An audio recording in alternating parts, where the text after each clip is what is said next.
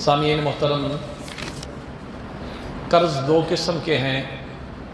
ایک قرض وہ ہے جس کی آپ کو ملنے کی 100% یا 80% بھی امید ہے کہ یہ مجھے مل جائے گا، اس کی آپ نے زکوٰۃ ادا کرنی ہے۔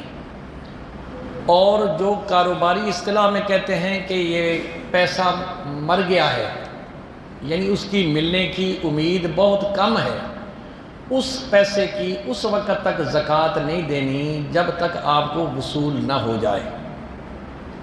اسی طریقے سے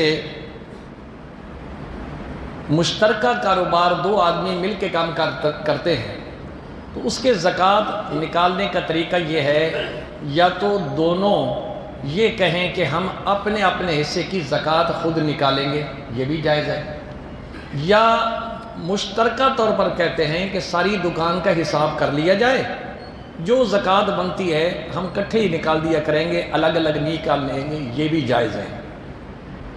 اسی طریقے سے آپ نے ایک آدمی کو قرضہ دیا، حالات ایسے ہو گئے کہ وہ آدمی قرضہ واپس نہیں کر سکتا، نقصان ہو گیا ہے، چوری ہو گئی ہے، آگ لگ گئی ہے، 100 چیزیں ہوتی ہیں۔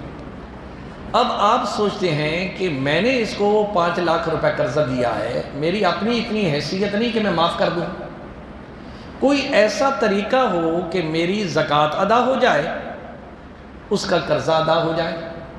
شریعت نے اس کا حل نکالا ہے۔ اس کا حل یہ ہے کہ آپ اس آدمی کو یہ کہیں کہ بھی تو قرضہ کسی سے لے کر میرے پاس لے آ اور میرے پیسے ادا کر۔ آپ اس دوسرے دکاندار کو بھی یہ کہہ دیتے ہیں کہ اگر یہ تجھ سے قرضہ مانگتا ہے تو دے دو، میری گارنٹی ہے۔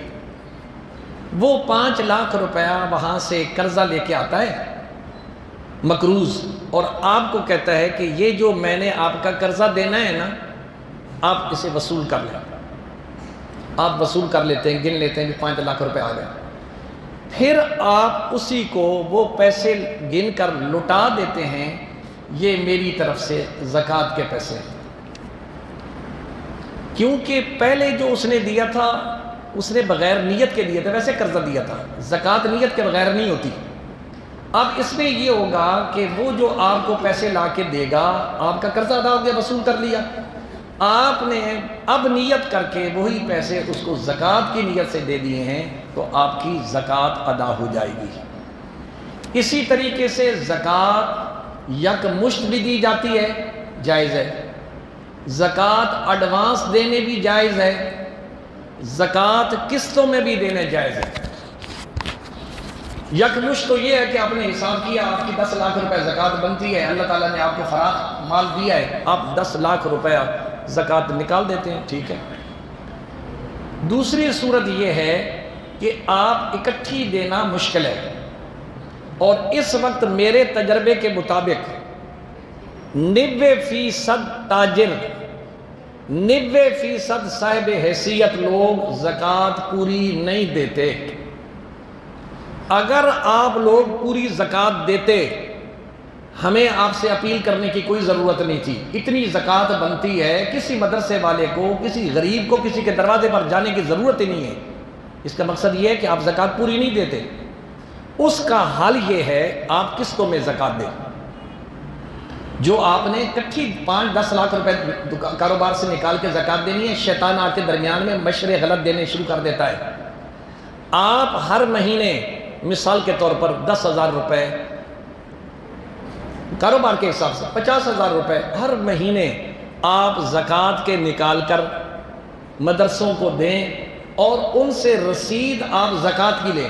مثال کے طور پر یہ مدرسہ آپ کے سامنے ہے، کوئی ڈھکی چھپی چیز نہیں ہے، 5 وقت آپ نماز پڑھنے آتے ہیں، بچوں کی لینیں آپ کو نظر آتی ہیں، سینکڑوں بچے یہاں کھانا کھاتے ہیں، اپنی آنکھوں سے دیکھا ہے۔ تو آپ 5,000 روپے کی رسید ماہانہ کٹوائیں زکوٰۃ کی نیت سے، 12×5 = 60,000 روپے زکوٰۃ آپ کی نکل گئی، آپ پر بوجھ بھی نہیں پڑا۔ اللہ پاک ہم سب کو مسائل سمجھنے اور اس پر عمل کرنے کی توفیق نصیب فرمائے۔